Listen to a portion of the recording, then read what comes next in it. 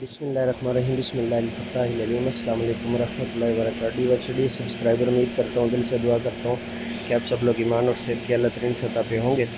मैं motivational speaker, leadership, business coach, master trainer, language trainer professor Ahmed रज़ा।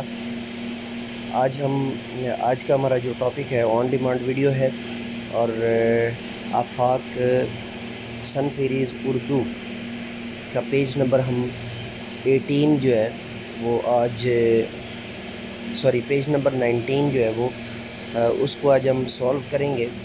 तो चलिए शुरू करते हैं जी। मश्क, ख़ास अल्फाज, मानी याद करें।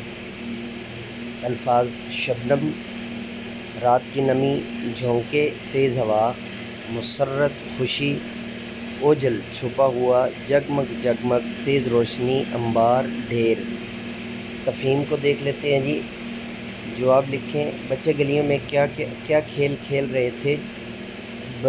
मैं 12 आपको ये कह चुका हूँ कि जो मश्की सवालात होते हैं उनके लिए पूरा सबक जो है वो रिसोर्स के तौर पर भेज दिया करें, ताकि जो उसके रिलेटेड जितने भी क्वेश्चन होते हैं वो हम प्रॉपर तरीके से आपको जो है ना वो सॉल्व करके दे सकें।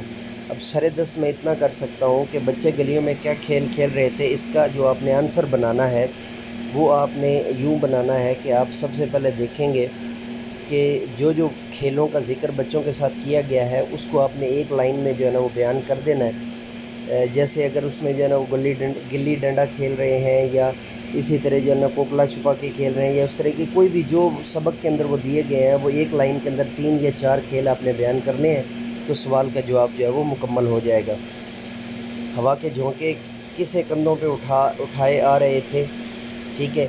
ये भी जो है ना वो अब सबक पूरा जो है ना वो जब तक नहीं पढ़ेंगे हम इसको जो है वो डिस्कस नहीं कर सकते।